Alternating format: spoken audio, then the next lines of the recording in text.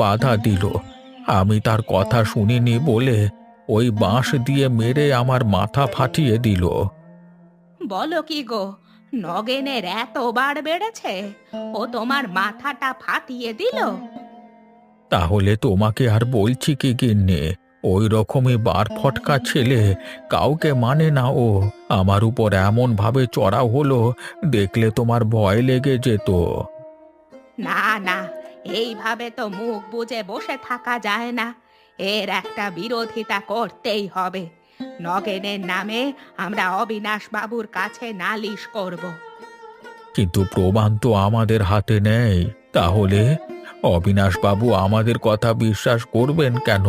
নগেনের সাথে যুক্তি তর্কে তুমি পারবে বলে ভেবেছো? প্রণাম নেবেন অবিনাশবাবু।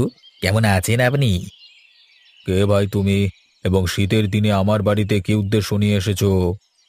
এ, উদ্দেশ্য আমার খারাপ কিছু নয়। এই আপনার জন্য একটা জিনিস নিয়ে এলাম। আর আমি আপনার গ্রামেই থাকি। আমি নগেন, চিনতে পারছেন না আমাকে? ও, নগেন। তা তোর মুখটা আগের থেকে অন্যরকম হয়ে গেছে কেন? কেমন হয়ে গেছে বাবু? আগে ছিল পরোটার মতো, এখন হয়ে যাচ্ছে হাই চপ্পলের মতো। আপনি যেটা দেখেছেন নিশ্চয়ই ঠিকই দেখেছেন। হ্যাঁ, আসলে বয়স হচ্ছে তো ধীরে ধীরে, তাই আর কি। আচ্ছা বাবু, এই নিন, আপনার জন্য খেজুর গুড়ের পিঠে এনেছি। আপনি এগুলো খেয়ে নেবেন কেমন? বলিস কি রে? খেজুর গুড়ের পিঠে? দারুণ ব্যাপার তো। তুই ওরকম দেখতে হলেও খেজুর গুড়ের পিঠে তো দিচ্ছিস, ভালো লাগছে।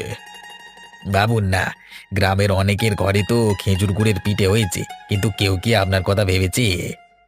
কথাটা তো তুই ভুল বলিসনি। কেউ তো আমার কথা ভাবেনি, একমাত্র তুই আমার কথা ভেবেছিস। তাহলে একমাত্র আমি আপনার কথা ভেবে আপনার জন্য কষ্ট করে হলেও এই পিঠে নিয়ে এসেছি। তোর মতো ভালো লোক আমাদের গ্রামে প্রয়োজন, বুঝলি তো?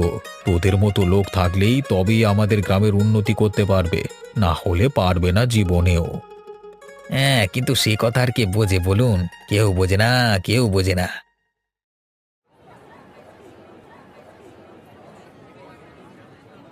আসুন আসুন, নিয়ে যান, এই শীতের দিনে একদম তরতাজা সবজি নিয়ে যান। বাড়িতে নিয়ে গিয়ে নিজেই রান্না বান্না করে খেতে পারবেন, বউয়ের দরকার হবে না।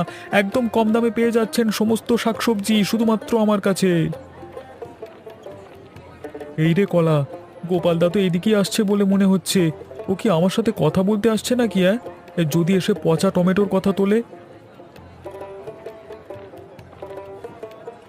কি ব্যাপার রতন, আমাকে দেখেই অমন মুখটা ছাগলের মতো হয়ে গেল কেন? বেশ তো ডাক পেরে খদ্দের আনছিলিস, তাহলে এখন আবার কি হলো? আমার ইচ্ছা, আমি কখন লোক ডাকবো কখন ডাকবো না সেটা কি কাউকে বলে দিতে হবে? কিন্তু লোকের বাড়ির উঠানে পচা টমেটো ফেলবার আগে যাদের বাড়ি তাদের তো একবার অনুমতি নেওয়া প্রয়োজন, তাই না? তুমি কি বলতে চাইছো? আমি কার বাড়িতে পচা টমেটো ফেলেছি? একদম শয়তানি করবি না রতন। বাজারে লোকের সামনে না একটা চড় মেরে দেবো ফটাস করে। এই, তুমি আমাকে গরম দেখাবে না। তোমার কাছে প্রমাণ আছে যে তোমার উঠানে আমি ফেলেছি পচা টমেটো? এই গাধা, কাঁচা সবজি কে বিক্রি করে, তুই না আমি? তাই নাকি? কাঁচা সবজি বিক্রি করি মানেই তোমার উঠানে আমি পচা টমেটো ফেলে দিয়ে চলে এসেছি? এটা কোনো কথার কথা বললে তুমি? যেদিন ধরতে পারবো না একেবারে মুচড়ে দেব। আরে যাও যাও, তোমার মতো অনেক লোক আমার দেখা আছে, তুমি আমার করবে। অবিনাশ বাবু, কি করছেন আপনি? কি আর করব, বসে আছি। আর এই যে সামনে কিছু খেজুর গুড়ের পিঠে আছে, সেগুলো বসে বসে খাচ্ছি। কেন? আপনার